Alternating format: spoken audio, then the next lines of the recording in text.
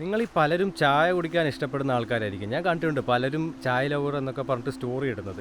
ഞാൻ ചായയും കാപ്പിയൊന്നും കുടിക്കാറില്ല. പക്ഷേ ഞാൻ പറയാൻ പോകുന്നത് വേറൊരു കാര്യമാണ്.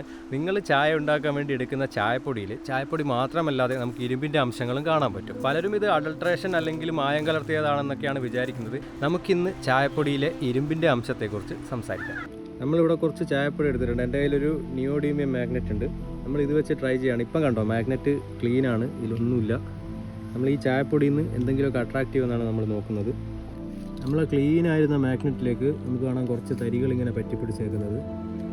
നമ്മൾ മാഗ്നറ്റ് ഉപയോഗിച്ച സമയത്ത് ടൈനി പാർട്ടിക്കിൾസ് മാഗ്നറ്റിലേക്ക് അട്രാക്റ്റ് ആവുന്നത് നമ്മൾ കണ്ടിട്ടുണ്ട്. ഇതൊരിക്കലും അഡൾട്രേഷൻ മാത്രം കൊണ്ട് ആവുന്ന ഒരു സംഗതിയല്ല. ഒന്നാമത്തെ കാര്യം, തേയിലച്ചെടി വളരുന്ന സമയത്ത് മണ്ണിൽ നിന്ന് ഇരുമ്പ് വലിച്ചെടുക്കുന്നുണ്ട്. അതൊരു പക്ഷേ ഇലകളിലൊക്കെ ഇങ്ങനെ ഇരുമ്പായിട്ട് തന്നെ അത് സൂക്ഷിക്കുന്നുണ്ടാവാം, അല്ലെങ്കിൽ ഇരുമ്പിൻ്റെ ഓക്സൈഡുകളായിട്ട്. രണ്ടാമത്തെ കാര്യം എന്ന് പറയുന്നത്, തേയില പ്രോസസ് ചെയ്യുന്ന ഫാക്ടറിയിലൊക്കെ അയൺ കൊണ്ടുള്ള മെഷീനറീസാണ് ഉള്ളത്. അപ്പോൾ അതിൽ നിന്നൊക്കെ വരുന്ന ചെറിയ അയൺ പാർട്ടിക്കിൾസും ഇങ്ങനെ തേയിലയിൽ പൊതുവെ കാണാറുണ്ട്. പിന്നെ ഒരു സാധാരണ മാഗ്നറ്റ് ഉപയോഗിച്ച് കഴിഞ്ഞാൽ ഇതിങ്ങനെ കിട്ടണമെന്നില്ല. കാരണം ഇത് അത്ര വലിയ മാഗ്നറ്റിക് പ്രോപ്പർട്ടിയുള്ള ഒരു സാധനമൊന്നുമല്ല. ഇപ്പം നിങ്ങൾ സംശയിക്കുന്നുണ്ടാവും ഇത് കുടിച്ചു കഴിഞ്ഞാൽ നമ്മൾ മനുഷ്യർക്ക് എന്തെങ്കിലും ദോഷമുണ്ടോ എന്നുള്ളത്. പ്രത്യേകിച്ച് ദോഷങ്ങളൊന്നുമില്ല. കാരണം നിങ്ങൾ ചായപ്പൊടി ഒരിക്കലും നിങ്ങൾ ചവച്ചരച്ച് കഴിക്കുന്നില്ല.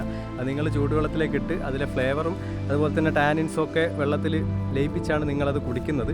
അത് കാരണം നമുക്ക് പ്രത്യേകിച്ച് ദോഷങ്ങളൊന്നും അത് കാരണം ഉണ്ടാവുന്നില്ല.